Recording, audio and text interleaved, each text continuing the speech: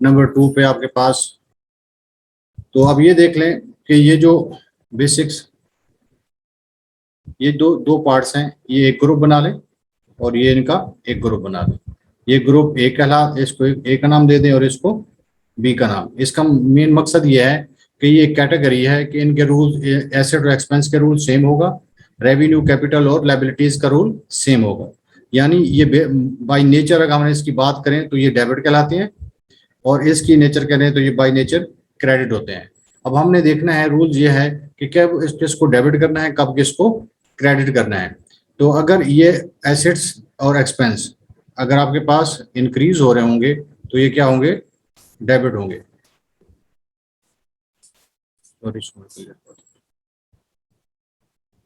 ये अगर इंक्रीज होंगे एसेट्स और एक्सपेंस, यानी इंक्रीज इन एसेट होगा तो डेबिट होगा, इंक्रीज इन एक्सपेंस होगा तो क्या होगा, डेबिट होगा। यानी आपने, अब एसेट इंक्रीज कैसे हो सकता है, मिसाल के तौर पे बिल्डिंग है, और अगर आपने बिल्डिंग परचेज किया है तो डेफिनेटली बिल्डिंग आपके बिजनेस में आएगी, बिजनेस का पार्ट बनेगी। आपने कोई फर्नीचर परचेज किया है, आपने कोई एयर कंडीशन परचेज किया है, या आपने कोई इन्वेस्टमेंट किया है, तो जो बिजनेस के एसेट्स में इंक्रीज आएगा वो क्या कहलाएगा, हम उसको डेबिट करेंगे। और जब हम कोई एसेट को सेल आउट करते हैं तो एसेट के अंदर जो डिक्लाइन आएगा वो क्या कहलाएगा, क्रेडिट कहलाएगा, एक्सपेंस का भी और इसका भी। तो आप इसको मजीद क्लियर लिखना चाहें तो लिख लें कि increase in asset debit, decrease in asset credit. इसी तरह इंक्रीज इन एक्सपेंस डेबिट और डिक्रीज इन एक्सपेंस क्रेडिट। जबकि इन दोनों का जो दूसरों का रूल है, दूसरे ग्रुप बी का, ये इसके अपोजिट है। वहां पे जब इंक्रीज होते थे तो उसको क्या कहते थे, डेबिट, जबकि ये क्या होंगे, क्रेडिट। और जब ये डिक्रीज होंगे तो क्या हो जाएंगे, डेबिट। यानी हम कह सकते हैं कि इंक्रीज इन रेवेन्यू जो होगा वो क्रेडिट होगा, और डिक्रीज इन रेवेन्यू क्या होगा, डेबिट होगा। इसी तरह इंक्रीज इन कैपिटल जो है वो क्रेडिट होगा, और डिक्रीज इन कैपिटल क्या होगा, डेबिट होगा। और इंक्रीज इन लायबिलिटी जो है वो क्रेडिट होगा, और इंक्रीज डिक्रीज इन लायबिलिटी क्या होगा, डेबिट होगा। ये आपके मतलब बेसिक्स डेबिट्स एंड क्रेडिट्स के रूल्स हैं, जिनको फॉलो करते हुए आपने जर्नल की एंट्रीज पास करनी है, यानी ट्रांजैक्शन से आगे मूव करना है। जस्ट अ मिनट, ये टेक्स्ट है, मैं चेक कर लूँ।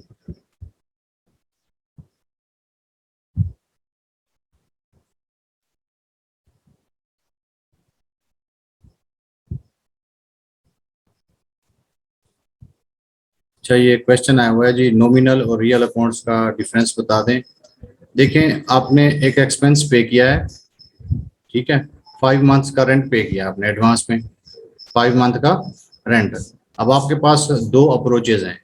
एक अप्रोच ये कहती है कि आप इसको रेंट एक्सपेंस बनाएं, यानी rent expense debit, cash credit, 5 month को आप पहले ही ऑलरेडी एक्सपेंस बना दें। और दूसरी अप्रोच ये कहती है कि अभी आपका एक्सपेंस हुआ नहीं है, आप इसको अपने एसेट्स बनाएं, प्रीपेड लिखें।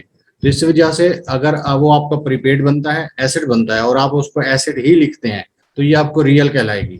लेकिन वो एसेट नहीं बनता, लेकिन आप उसको क्या बना रहे हैं, एक्सपेंस, तो वो आपका क्या कहलाएगा, नॉमिनल बनेगा, क्योंकि रियल ने बैलेंस शीट में मूव करना होता है, जबकि नॉमिनल ने आपकी इनकम स्टेटमेंट के अंदर क्लोज हो जाना होता है उसी अकाउंटिंग पीरियड के अंदर।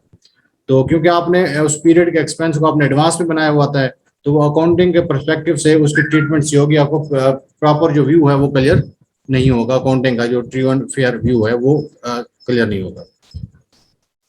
नेक्स्ट हमारे पास है क्लोजिंग एंट्रीज।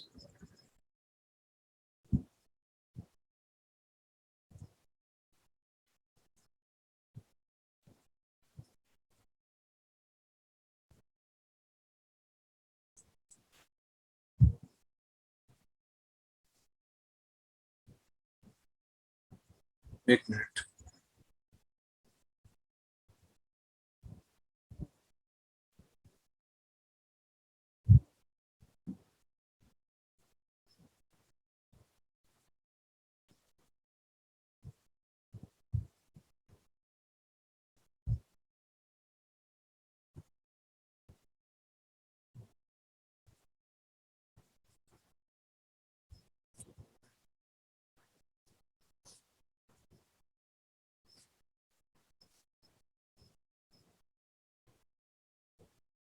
जस्ट मैं दूसरी स्क्रीन शेयर करता हूँ आपके साथ, एक मिनट।